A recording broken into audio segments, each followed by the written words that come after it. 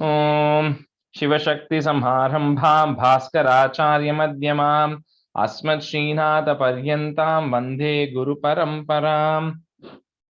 Okay, so we'll start. We'll do a quick review. So that's since I think we have a small setup. Shilatagar, do you want to do from 35 to the end?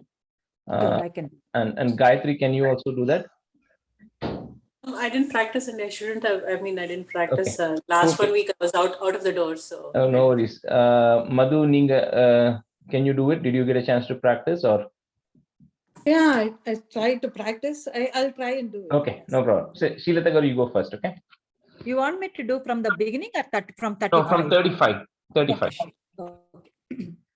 Om Padmavati Padmakoshe Kape Chudamanistatha Jwalamukhi Nakajwala Mabedya Sarvasandhishu Shukram Brahmani Me Rakshe Chayam Chatreshwari Tata Ahankaram Mano Buddhim Rakshen Me Dharmadarini Prana Panau Tatha Vyana Mudanam Cha Samanakam Vajrahasta च मे रक्षेत् प्राणं कल्याण शोभना रसे रूपे च गंधे च शब्दे स्पर्शे च योगिनी सत्वं रजस्तमश्चैव रक्षे नारायणी सदा आयु रक्षतु वाराही धर्मं रक्षतु वैष्णवी यशः कीर्तिं च लक्ष्मीं च धनं विद्यां च चक्रिणी गोत्रमिन्द्राणि मे रक्षेत् पशून् मे रक्ष चण्डिके पुत्रान् रक्षेन् महालक्ष्मीर्भार्यां रक्षतु भैरवी पन्तानं सुपथा रक्षेन् मार्गं क्षेमकरी तथा राजद्वारे महालक्ष्मीर्विजया सर्वतः स्थिता रक्षाहीनं तु यत्स्थानं वर्जितं कवचेन तु तत्सर्वं रक्ष मे देवी जयन्ती पापनाशिनी पदमेकं न गच्छेतु यदिच्छेचुबमात्मनः कवचेनावृतो नित्यं यत्र यत्रैव गच्छति तत्र तत्रार्थलाभश्च विजयः सर्वकामिकः सार्वकामिकः यं यं चिन्तयते कमं तं तं प्राप्नोति निश्चितं परमैश्वर्यमतुलं प्राप्स्यते भूतले पुमान् निर्भयो जायते मर्त्यः संग्रामेष्वपराजितः त्रैलोक्ये तु भवेत्. Yeah, you can start. Maybe Madhu, Ninga 45 and you can do till the end, the next 10. Thank you, Rajesh. त्रैलोक्ये तु भवेत् पूज्य कवचेन वृतः पुमान् इदं तु देव्या कवचं देवानामपि दुर्लभं यः पठेत् प्रयतो नित्यं दृश्यन्त्यं श्रद्धयान्वितः दैवी कला भवेत् तस्य त्रैलोक्येष्वपराजितः जीवेत् वशस्तदं सदं साग्रमपं मृत्युविवचितः नश्यन्ति व्याधयः सर्वे लूता विस्फोटकादयः स्थावरं जङ्गमं चैव कीर्तिमं चापि यद्विषं कृत्रिमं चापि यद्विषम् अभिचाराणि सर्वाणि मन्त्रयन्त्राणि भूतले भूचरकेशरश्चैव जलक्षोभ देशिकाः जलजाश. So bhuchara kecharaschaiva jalajash shopadeshikaah. जलजाशोपदेशिकाः सगजा कुलजा माला डाकिनी शाकिनी तदा अंतरिक्षचरा घोरा डाकिन्यश्च महाबलाः ग्रहभूता पिशाचाश्च यक्षगन्धर्वराक्षसः ब्रह्मराक्षस वेदाल Kushmanda भैरवादयः Madhu, on the first line, or second. Graha bhuta pishachascha yaksha gandharva rakshasaha. Oh, ग्रहभूतपिशाचाश्च यक्षगन्धर्वराक्षसः Saha rakshasaha. Oh, राक्षसाः ब्रह्मराक्षसवेदाल कूष्माण्ड भैरवादयाः Bhairavadayah. दयः नश्यन्ति दर्शनातस्य कवच हृदि संस्थिते मानो नदिर्भवेद्रज्ञास्तेजो वृद्धिकरं परम् Ragnyas. On the second line, Ragnyas. यशश्च And the second line, Ragnyas. राज्ञस्तेजो Yeah. oh, okay mano nadir Mano, bhaved Mano, mano nadir bhaved rajñas tejo vrittikaram param yashasha vartadeshopi kirti mandita bhutale jabet sapta shatim chandim kritva tu kavacham pura यावत् भूमण्डलं दत्ते शशैलवनकाननं दावत् तिष्ठति मेदिन्यां सन्ततिः पुत्रपौत्रिकी. and the first, sorry, second line, first letter, not da, it's ta, first ta. Tavat तावत् sorry तावत् तिष्ठति मेदिन्यां सन्ततिः पुत्रपौत्रिकी देहान्ते परमं स्थानं यत्सुरैरपि दुर्लभं प्राप्नोति पुरुषो नित्यं महामाय प्रसादतः लभते परमं रूपं शिवेन सह मोदते. ओम. Okay, very good. So we'll get started with the Argala Stotram. I think Radha, you had to leave. Radha, you had to leave, right? Early? You and Lata. So Lata, you and Radha can be students in the first half, and then Priya, you and Gayatri can be students second half. Okay. Sure. Okay. So Argala Stotram, this is a very easy chapter because the second line in that keeps repeating, you know, from the third stanza or something, the same line that keeps repeating. So it's pretty straightforward.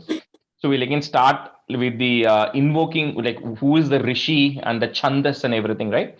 So Asya Shri Argala Stotra Mahamantrasya Vishnur Rishihi. So you have to touch the top of your head. Vishnur Rishihi Anushtuk Chandaha. So cover your mouth, right? Anushtuk Chandaha. Shri Mahalakshmir Devata. So you can touch your heart. Shri Jagadambha Pritaye Saptashati Pathangatvena. So Pathangatvena Jape Viniyogaha. So you can just put the Namaskaram mudra there. Asya Shri Argala Stotra Mahamantrasya Vishnur Rishihi Anushtuk Chandaha Shri Mahalakshmir Devata Shri Jagadambha Pritaye Saptashati Pathangatvena Jape Viniyogaha. Lata, you first start.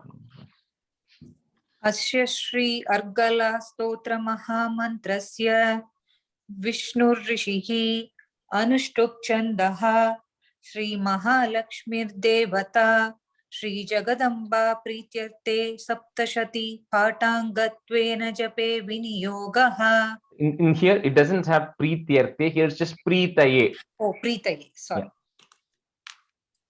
Asya Shri Argala Stotram. Two times, Lata. Two times, okay. Yeah. Asya Shri Argala Stotra Mahamantrasya Vishnur Rishihi Anushtuk Chandaha Shri Mahalakshmir Devata Shri Jagadamba Pritaye Saptashati Patangatvena Jape Viniyogaha. अस्य श्री अर्गला स्तोत्र महामन्त्रस्य विष्णुर्ऋषिः अनुष्टुप् छन्दः श्री महालक्ष्मीर्देवता श्री जगदम्बा प्रीतये सप्तशती पाठाङ्गत्वेन जपे विनियोगः। अस्य श्री अर्गला स्तोत्र महामन्त्रस्य विष्णुर्ऋषिः अनुष्टुप् छन्दः श्री महालक्ष्मीर्देवता श्री जगदम्बा प्रीतये सप्तशती पाठाङ्गत्वेन जपे विनियोगः। ओम नमः चंडिकायै मार्कंडेयो वाचा. And then because the Om is coming again, you can ignore, you don't have to say it because you already said Om Namah Chandikaya. So just start with Jayanti. Jayanti Mangala Kali Bhadra Kali Kapalini Durga Kshama Shiva Dhatri Swaha Swadha Namostute. Om Namah Chandikaya Markandeya Vacha. जयंती मंगला काली भद्रकाली कपालिनी दुर्गा क्षमा शिवा धात्री स्वाहा स्वदा नमोस्तुते. ॐ नमः चण्डिकायै मार्कण्डेयोवाच जयन्ती मङ्गला काली भद्रकाली कपालिनी दुर्गा क्षमा शिवा धात्री स्वाहा स्वदा नमोस्तुते. ॐ नमः चण्डिकायै मार्कण्डेयोवाच जयन्ती मङ्गला काली भद्रकाली कपालिनी दुर्गा क्षमा शिवा धात्री स्वाहा स्वदा नमोस्तुते. ॐ नमश्चण्डिकायै मार्कण्डेयोवाच जयन्ती मङ्गला काली भद्रकाली कपालिनी दुर्गा क्षमा शिवा धात्री स्वाहा स्वधा नमोस्तुते. Radha Garu, that Markandeya Uvacha, right? So Markandeya Uvacha, which we say it together. Yeah, go ahead. ॐ नमश्चण्डिकायै मार्कण्डेयोवाच जयन्ती मङ्गला काली भद्रकाली कपालिनी दुर्गा क्षमा शिवा धात्री स्वाहा स्वधा नमोस्तुते.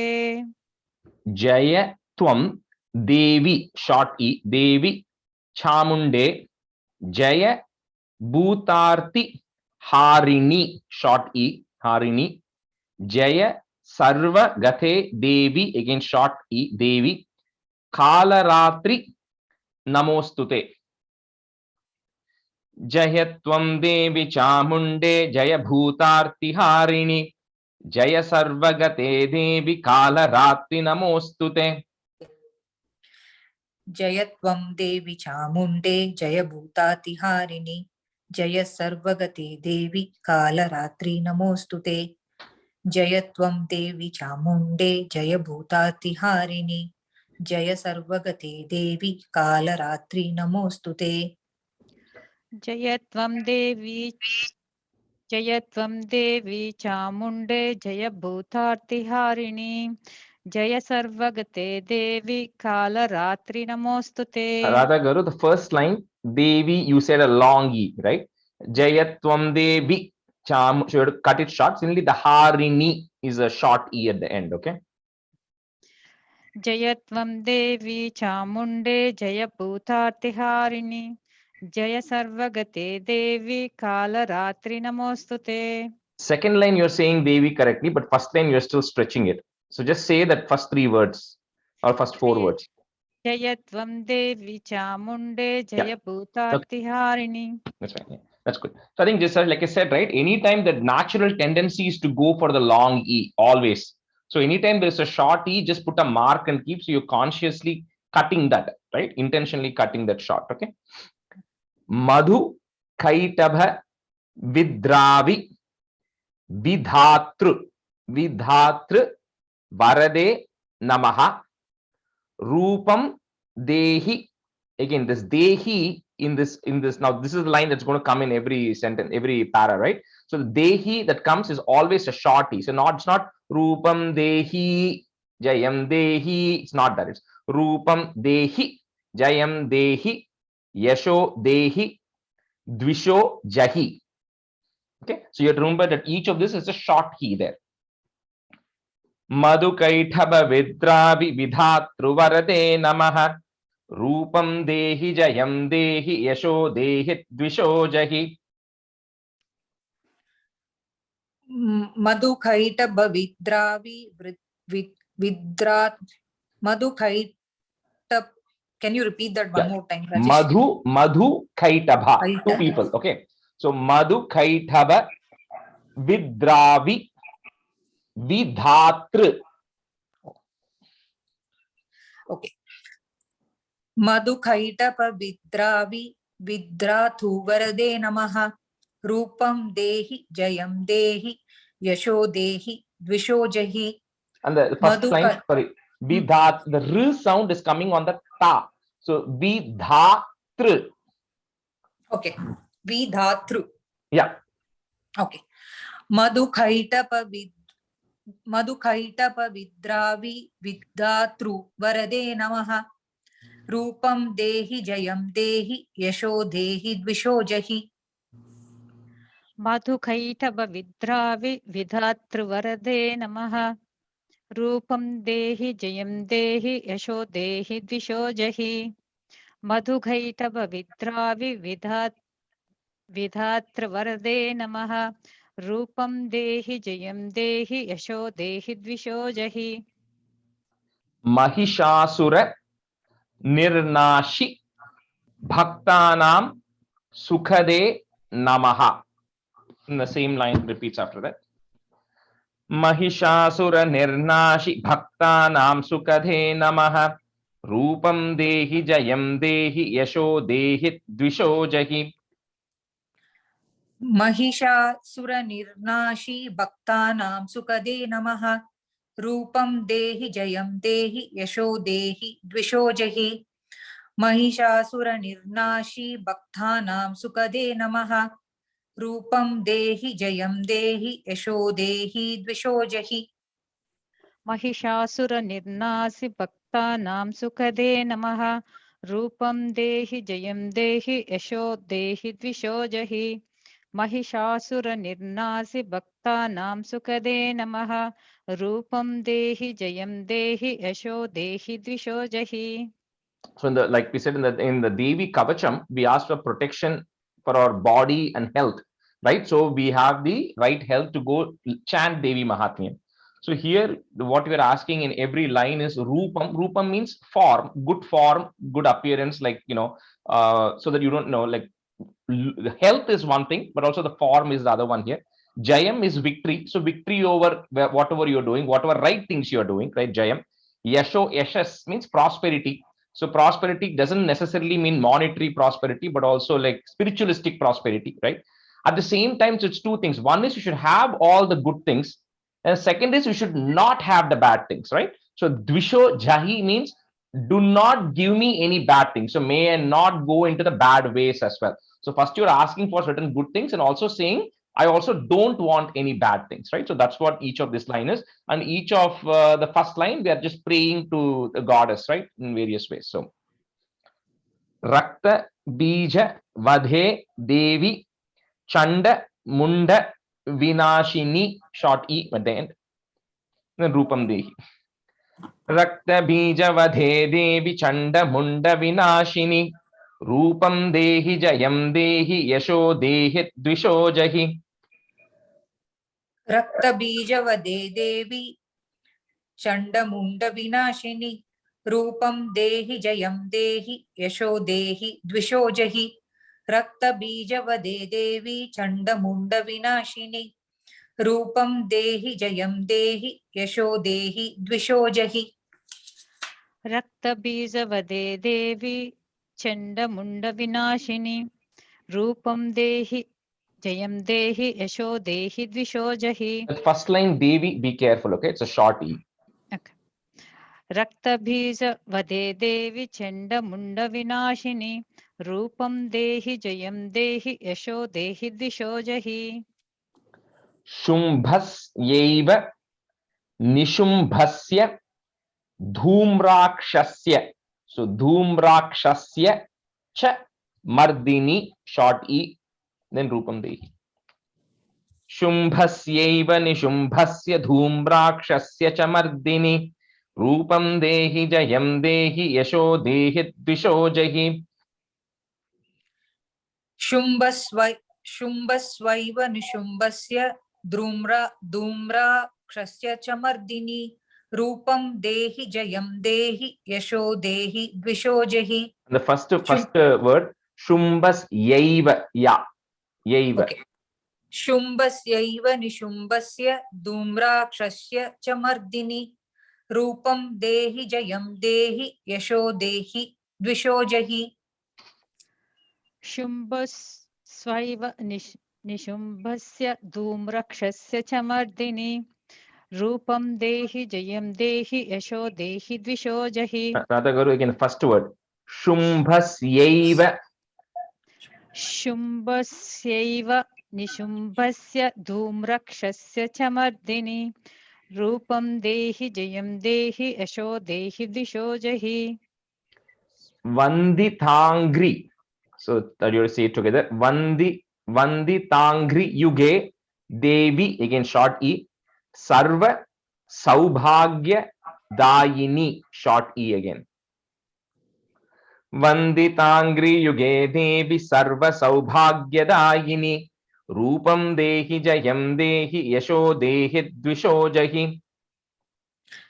वन्दितांग्रि युगे देवी सर्व सौभाग्यदायिनी रूपं देहि जयं देहि यशो देहि द्विषो जहि. वन्दितांग्रि युगे देवी सर्व सौभाग्यदायिनी रूपं देहि जयं देहि यशो देहि द्विषो जहि. वन्दितांग्रि युगे देवी सर्व सौभाग्यदायिनी रूपं देहि जयं देहि यशो देहि द्विषो जहि.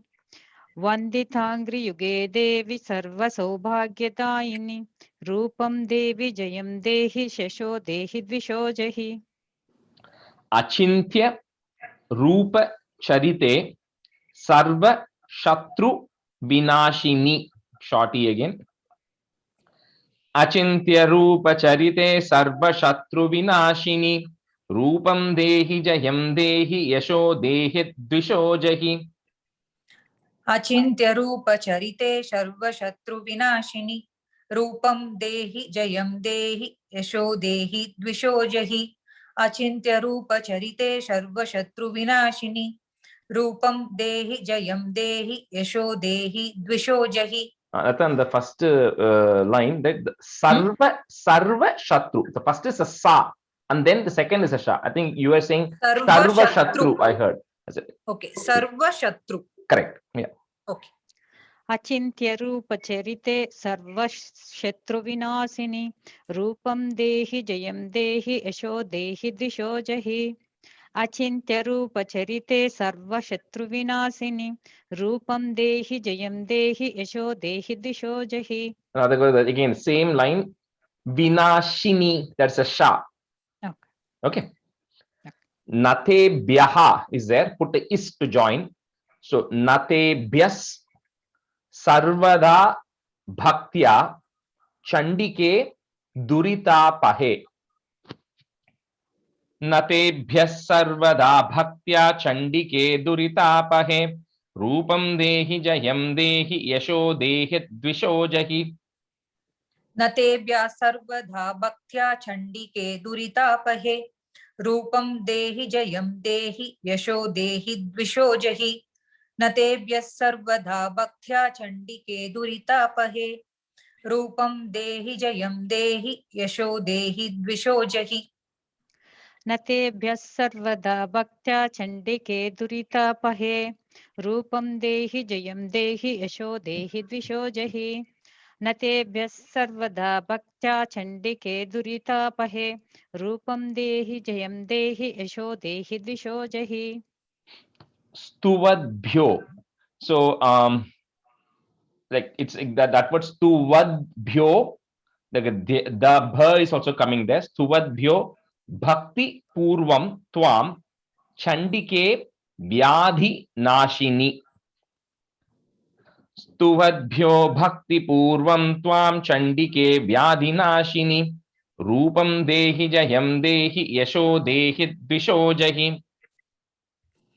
So that is stuvadyo, right? Yes. Oh, it's not ba between the va and the dha. It's written like that, but it's not like stuvabhyo. It's not stuvabhyo. It's stuvadbhyo. Okay. And see the three letters coming there. Da, ba, and ya.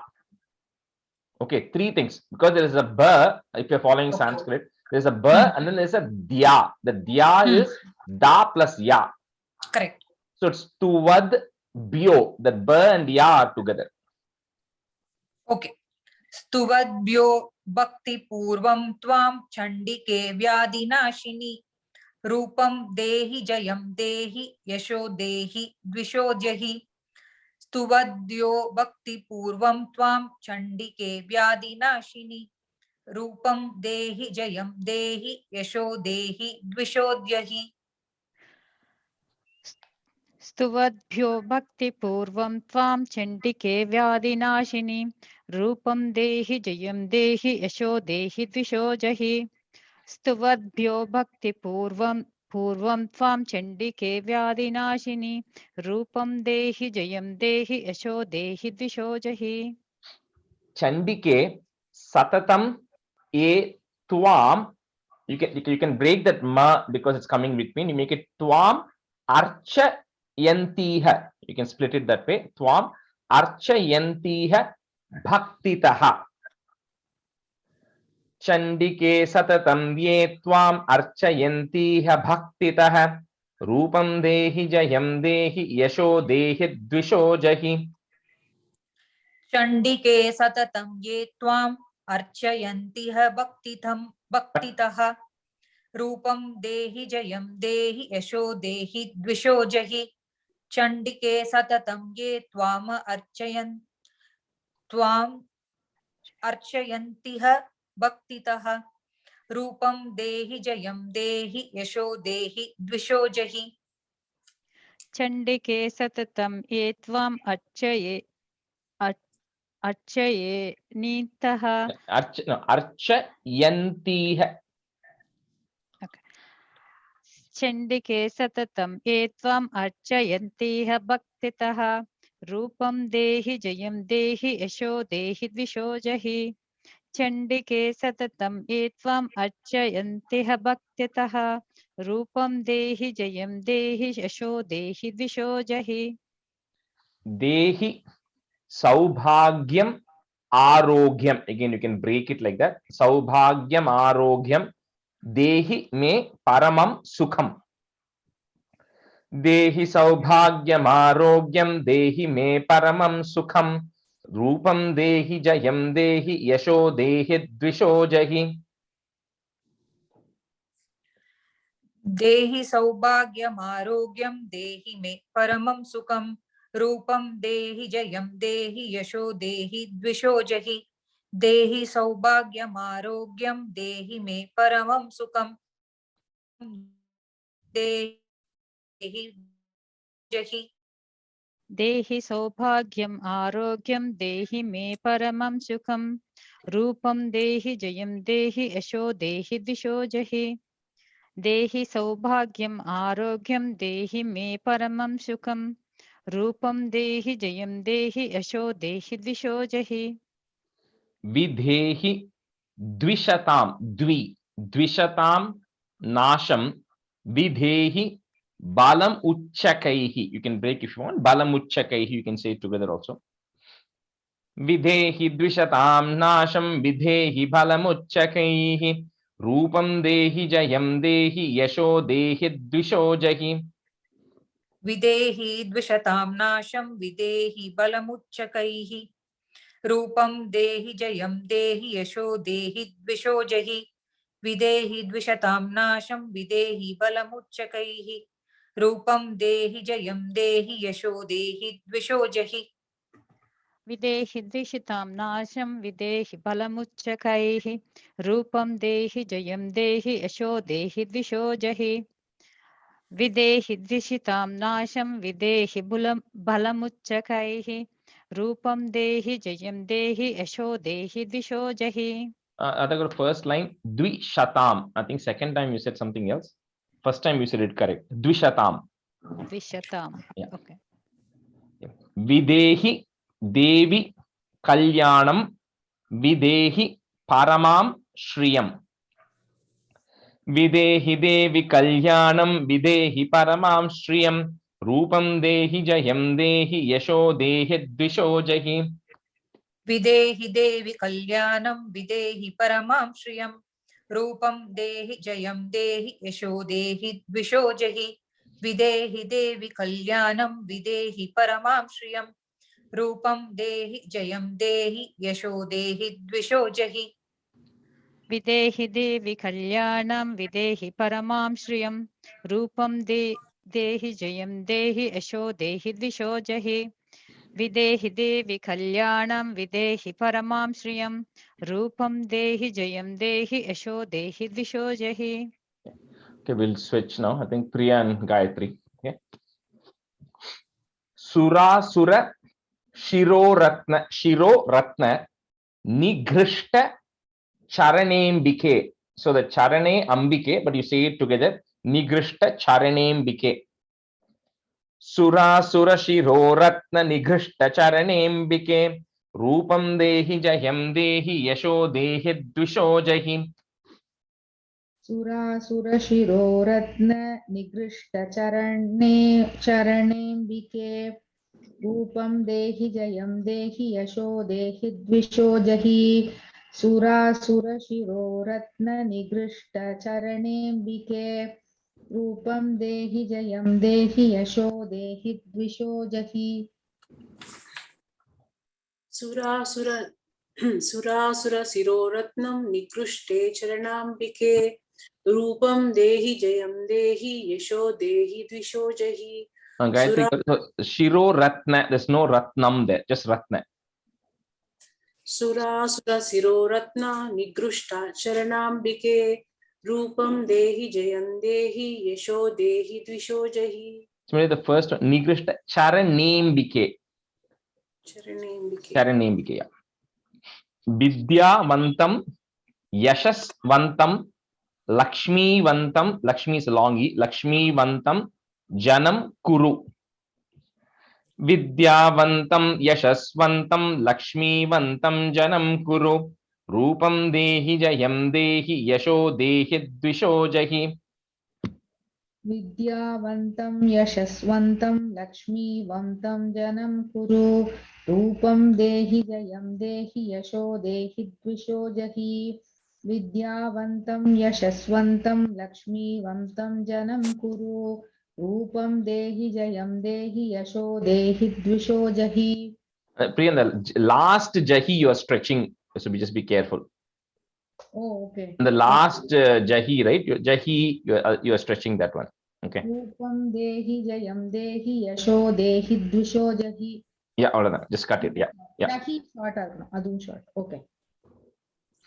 विद्यावन्तं यशस्वन्तं लक्ष्मीवन्तं जनं कुरु रूपं देहि जयं देहि यशो देहि द्विषो जहि विद्यावन्तं यशस्वन्तं लक्ष्मीवन्तं जनं कुरु रूपं देहि जयं देहि यशो देहि द्विषो जहि. Prachanda Daitya Darpagne Chandike Pranataya Me. Prachanda Daitya Darpagne Chandike Pranataya Me. Rupam Dehi Jayam Dehi Yasho Dehi Dvisho Jahi. Prachanda daitya darpagne chandike pranataya me. Rupam dehi jayam dehi yasho dehi dvisho jahi. Prachanda daitya darpagne chandike pranataya me. Rupam dehi jayam dehi yasho dehi dvisho jahi. प्रचंड दैत्य दर्पाग्ने चंडिके प्रणताय मे रूपं देहि जयं देहि यशो देहि द्विषो जहि प्रचंड दैत्य दर्पाग्ने चंडिके प्रणताय मे रूपं देहि जयं देहि यशो देहि द्विषो जहि. चतुर्भुजे चतुर्वक्त्र संस्तुते परमेश्वरी. Again, short e at the end. चतुर्भुजे चतुर्वक्त्र संस्तुते परमेश्वरी रूपं देहि जयं देहि यशो देहि द्विषो जहि. चतुर्भुजे चतुर्वक्त्र संस्तुते परमेश्वरी रूपं देहि जयं देहि यशो देहि द्विषो जहि. चतुर्भुजे चतुर्वक्त्र संस्तुते परमेश्वरी रूपं देहि जयं देहि यशो देहि द्विषो जहि. चतुर्भुजे चतुर्वक्ते वक्त्र संस्तुते परमेश्वरी रूपं देहि जयं देहि यशो देहि द्विषो जहि. चतुर्भुजे चतुर्वक्त्र संस्तुते परमेश्वरी रूपं देहि जयं देहि यशो देहि द्विषो जहि. कृष्णेन संस्तुते देवी. Again, short e. शश्वद भक्त्या. So शश्वद भक्त्या सदांबिके. कृष्णेन संस्तुते देवी शश्वद भक्त्या सदांबिके रूपं देहि जयं देहि यशो देहि द्विषो जहि. कृष्णेन संस्तुते देवी शश्वद्भक्त्या सदाम्बिके रूपं देहि जयं देहि यशो देहि द्विषो जहि. Priya, first line देवी short e. Oh, short. Okay. कृष्णेन संस्तुते देवी शश्वद्भक्त्या सदाम्बिके रूपं देहि जयं देहि रूपं देहि जयं देहि यशो देहि द्विषो जहि. कृष्णेन संस्तुते देवी शश्वद्भक्त्या सदाम्बिके रूपं देहि जयं देहि यशो देहि द्विषो जहि. कृष्णेन संस्तुते देवी शश्वद्भक्त्या सदाम्बिके रूपं देहि जयं देहि यशो देहि द्विषो जहि. So in Devi Matim, like, and I'll probably say this for the entire class, I'm pretty sure, for the entire course, that's the most common mistake everybody makes, is because I'm telling you a lot of places the short e comes, right? And it's very hard. And later on, in a lot of places, it'll end with the short e. That's the worst part. Because if it's ending, it's in the middle, the e is there. The easiest way is to join the next word immediately. Like if you say Rupam Dehi Jayam Dehi, if you stretch it, then it will become e. But if you say that next word quickly, Rupam Dehi Jayam Dehi Yasho, then automatically that short e will come. But the problem comes when it's the short one is coming at the very end, right? So, but that's a very common mistake, and probably for the entire class, I'll keep telling this, so don't worry about it. But just that way, you'll get conscious, about it. Himachala Sutanath Samstute Parameshwari, short e again. Himachala Sutanath Samstute Parameshwari Rupam Dehi Jayam Dehi Yasho Dehi Dvisho Jahi. Himachal सुतानाथ संस्तुते परमेश्वरी रूपं देहि जयं देहि यशो देहि द्विषो जहि. हिमाचल सुतानाथ संस्तुते परमेश्वरी रूपं देहि जयं देहि यशो देहि द्विषो जहि. हिमाचल सुतानाद संस्तुते परमेश्वरी रूपं देहि जयं देहि यशो देहि द्विषो जहि. हिमाचल सुतानाद संस्तुते परमेश्वरी रूपं देहि जयं देहि यशो देहि द्विषो जहि. Indrani. So this here's a long e. Indrani Pati Sadbhava Pujite Parameshwari, short e. Indrani Pati Sadbhava Pujite Parameshwari Rupam Dehi Jayam Dehi Yasho Dehi Dvisho Jahi. इंद्राणीपति सद्भाव पूजिते परमेश्वरी रूपं देहि जयं देहि यशो देहि द्विषो जहि. इंद्राणीपति सद्भाव पूजिते परमेश्वरी रूपं देहि जयं देहि यशो देहि द्विषो जहि. Priyan, Indrani long e. Second time you made it a short one. Sorry. इंद्राणीपति सद्भाव. Okay. इंद्राणि पति No, सद्भाव long. Gayatri, sorry. Long. Indrani. इंद्राणि पति संभाव पूजिते परमेश्वरी रूपं देहि जयं देहि यशो देहि द्विषो जहि. I think stretch that E a little bit more for Indrani Pati Sadbhava. इंद्राणीपति सद्भाव पूजिते परमेश्वरी रूपं देहि जयं देहि यशो देहि द्विषो जहि. Devi short E. Prachanda Dordhanda. Prachanda Dordhanda Daitya Darpa Vinashini. Devi Prachanda Dordhanda Daitya Darpa Vinashini. Rupam Dehi Jayam Dehi Yasho Dehi Dvisho Jahi. देवी प्रचंड दोर्दंड दैत्य दर्प विनाशिनी रूपं देहि जयं देहि यशो देहि द्विषो जहि. देवी प्रचंड दूर्दंड दैत्य दर्प विनाशिनी रूपं देहि जयं देहि यशो देहि द्विषो जहि. देवी प्रचंड दोर्दंड दैत्य दर्प विनाशिनी रूपं देहि जयं देहि यशो देहि द्विषो जहि. First Devi short E. Devi Prachanda. देवी प्रचंड दोर्दंड दैत्य दर्प विनाशिनी रूपं देहि जयं देहि यशो देहि द्विषो जहि. देवी प्रचंड दोर्दंड दैत्य दर्प विनाशिनी. Did I make a mistake? No, go ahead. रूपं देहि जयं देहि यशो देहि द्विषो जहि. 23. Again here also Devi short E. Devi Bhakta Janodhama, double the coming there. Janodhama Datta Nando Dayembike. Datta Nando Dayembike. Devi Bhakta Janodhama Datta Nando Dayembike. Rupam Dehi Jayam Dehi Yasho Dehi Dvisho Jahi. देवी भक्त जनोद्धाम दत्तानन्दोदयेऽम्बिके रूपं देहि जयं देहि यशो देहि द्विषो जहि. देवी भक्त जनोद्धाम दत्तानन्दोदयेऽम्बिके रूपं देहि जयं देहि यशो देहि द्विषो जहि. Am I cutting it too short? No, that's okay. That's okay. Cutting it short is better. Yeah.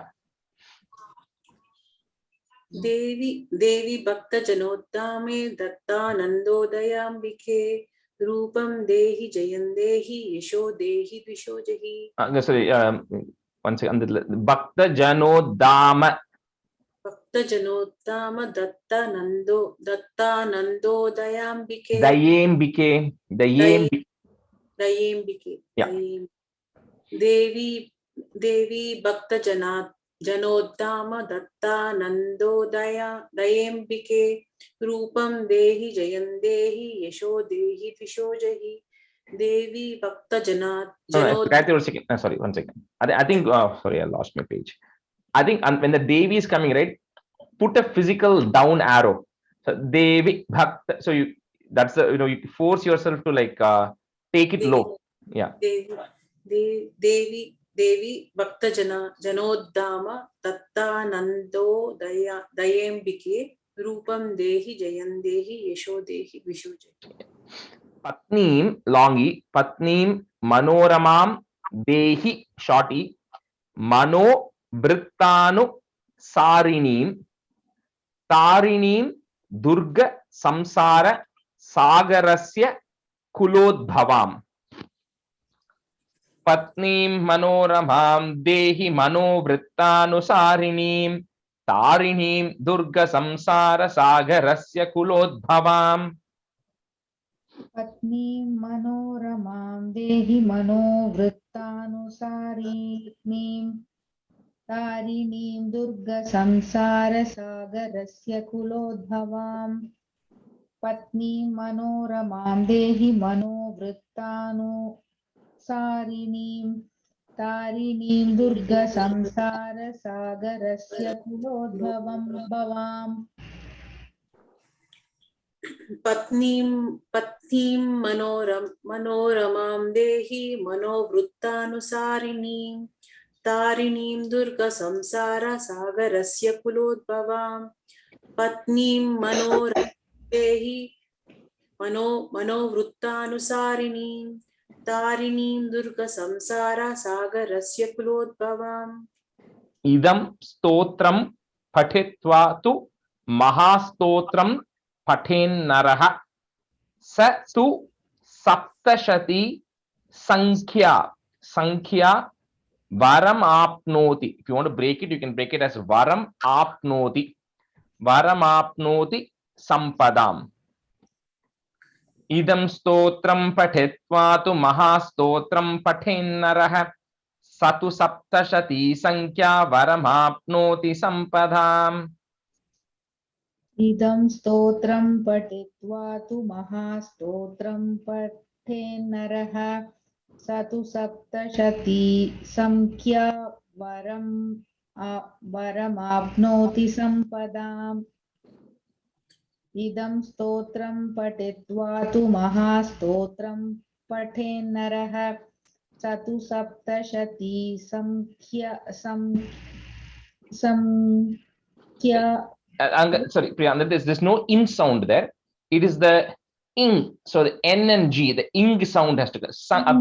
But it's not a full ing. So anala, you just kind of think it of as sankhya, SANKH. Sankhya. Okay. Sure. Idam stotram patitva tu mahastotram patennarah satu saptashati sankhya varamapnoti sampadam. Idam sotram patitva tu mahasotram patennarah satu saptashati sankhya varamapnoti sampadam. Idam sotram patitva tu mahasotram patennarah satu saptashati sankhya varamapnoti sampadam. Okay, we have a few more minutes. We'll maybe cover 3-4 stanzas of Keelakam, the next one. So asya Shri Keelaka mantrasya, again Shiva Rishihi, so touch top of your head, Anushtuk Chandaha in the front, Shri Maha Saraswati Devata, so last time was Shri Maha Lakshmi Devata, Maha Saraswati Devata, touch your heart, Shri Jagadamba Prityartam, okay, Prityartam Saptashati Pathangatvena Jape Viniyogaha. Just one small thing, just not necessary, but just make a note. So when we are chanting it in Homam, like we had a Chandi Homam today. So when you're chanting it in the Homam, this Jape becomes Home Viniyogaha. Okay. So that's just when you're chanting it for the Homam. Otherwise, Jape Viniyogaha. Asya Shri Keelaka Mantrasya Shiva Rishihi Anushtuk Chandaha Shri Maha Saraswati Devata Shri Jagadamba Prityartam Saptashati Pathangatvena Jape Viniyogaha. Asya Shri Keelaka mantrasya Shiva Rishihi Anushtuk Chandaha Shri Maha Saraswati Devata Shri Jagadamba Prityartam Saptashati Pathangatvena Jape Viniyogaha. Pathangatvena Saptashati Pathangatvena. Okay. Asya Shri Keelaka mantrasya Shiva Rishihi Anushtuk Chandaha Shri Maha Saraswati Devata Shri Jagadamba Prityartam Saptashati Pathangatvena Jape Viniyogaha. Asya Shri Keelaka mantrasya Shiva Rishihi Anushtuk Chandaha Shri Maha Saraswati Devata Shri Jagadamba Prityartam Saptashati Patangatvena Jape Viniyogaha. Asya Shri Keelaka mantrasya Shiva Rishihi Anushtuk Chandaha Shri Maha Saraswati Devata Shri Jagdamba प्रीत्यर्थं सप्तशती पाठाङ्गत्वेन जपे विनियोगः Again, patangatvena. पाठाङ्गत्वेन Yeah, जपे because what it is really telling is Saptashati part, right? So the whole Saptashati, Durga Saptashati, Angatvena. So what I'm going to chant, Jape, Viniyoga, what I'm going to chant is a Angam, is only a part of the Saptashati. That's why it's Saptashati Pata Angatvena, right? So it's Patangatvena, it becomes, okay?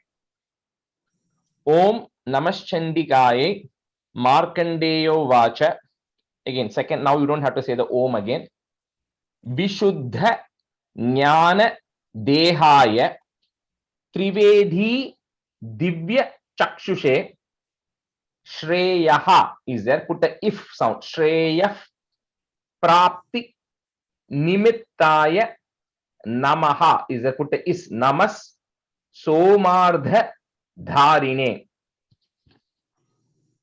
Om Namaschandikaye Markandeyo Vacha Vishuddha Jnana Dehaya Trivedi Divya Chakshushe Shreya Prapti Nimittaya Namas Somardha Om Namaschandikaye Markandeyo Vacha Vishuddha Jnana Dehaya Trivedi Divya Chakshushe Shreya Prapti Nimittaya Namas Somardha Dharine. Om Namaschandikaye Markandeyo Vacha Vishuddha Jnana Dehaya Trivedi Divya Chakshushe Shreya Prapti Nimittaya Namas Somardha Dharine. Om Namaschandikaye Markandeya Vacha Vishuddha Jnana Dehaya Trivedi Divya Chakshuse Shreya Prapti Nimittaya Namas Somardha Dharine. Gayatri, that first line, last word. Chakshushe. Chakshushe. Chakshushe. Yeah. Om Namaschandikaye Markandeya Vacha Vishuddha Jnana Dehaya Trivedi Divya Chakshushe Shreya Prapti Nimittaya Namas Somardha Dharine. Similarly, the first line only. Jnana Dehaya, not Dehaya. Just yeah. Jnana Dehaya. Yeah. Sarvam etad Bijaniyan Mantranam Abhikilakam. You can break it that way. Mantranam Abhikilakam Sopi Kshemam Avapnoti. If you want to break it. Sopi Kshemam Avapnoti Satatam Japya Tatparaha. Sarvametad Vijaniyan Mantranam Abhikilakam Sopi Kshemam Avapnoti Satatam Japya Tatparaha. Sarvametad Vijaniyan Mantranam Abhikilakam Sopikshemam Avapnoti Satatam Japya Tatparaha. Sarvametad Vijaniyan Mantranam Abhikilakam Sopikshemam Avapnoti Satatam Japya Tatparaha. Sarvametad Vijaniyan Mantranam Abhikilakam Sopi Kshemam Avapnoti Satatam Japya Tatparaha. Sarvametad Vijaniyan Mantranam Abhikilakam Sopi Kshemam Avapnoti Satatam Japya Tatparaha. Siddhyant. So this one, the best way to ideal way to break it would be that it. There's a in and there's a it. So Siddhyant Yuchata double cha Yuchata Nadini shorty. So you have to say the whole word together. Siddhyant Yuchata Nadini Vastuni, again short e. Sakalan Yapi, again short e. Etena Stuvatam Devi. So here the Devi is a long E. Devi stotra matrena siddhyati. Short E again. सिद्ध्यन्त्युच्चाटनादीनि वस्तूनि सकलान्यपि एतेन स्तुवतां देवी स्तोत्रमात्रेण सिद्ध्यति. सिद्ध्यचान्त नाधीनि वस्तूनि सकलान्यपि वस्तूनि सकलानपि सिद्ध्यन्त्युच्चाटनाधीनि वस्तूनि सकलान्यपि एतेन स्तुवतां देवी स्तोत्रमात्रेण सिद्ध्यति.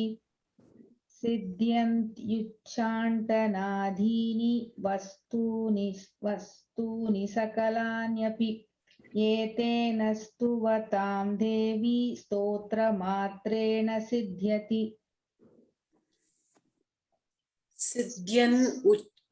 सिद्ध्यन् उच्चाटनादीनि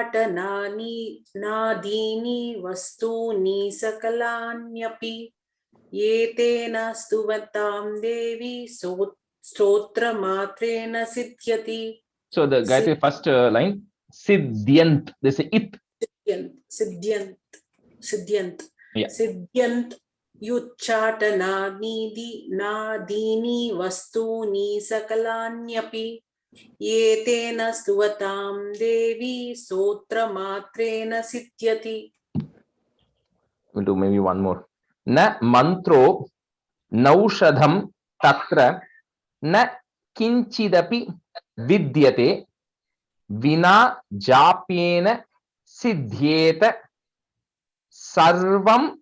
If you want to break it, sarvam uchchata, double cha, uchchata nadikam. Namantro naushadham tatra na kinchidapi vidyate vina japyena siddhyeta sarvam uchchata nadikam. namantro naushadam tatra na kinchidapi vidyate vina japyena siddhyeta sarvam uchchatanadikam. namantro naushadam tatra na kinchidapi vidyate vina japyena siddhyeta sarvam uchchatanadikam. You don't have to explicitly break it under sarvam and take a pause. For now, it's okay, but you can try to say it together. Sarvam uchchata. Say it continuously if possible. Okay. But code pote adala I stopped, I think. Yeah, no worries. No, I think that is just easy for breaking, but as much as possible, try to say it together. Okay. Okay. न मन्त्रो नौषधं तत्र न किञ्चिदपि विद्यते विना जाप्येन सिद्ध्येत सर्वमुच्चाटनादिकम्. न मन्त्रो नौषधं तत्र न किञ्चिदपि विद्यते विना जाप्येन सिद्ध्येत सर्वमुच्चाटनादिकम्. We'll end it here. Shri Matre Namaha, Shri Gurubhyo Namaha.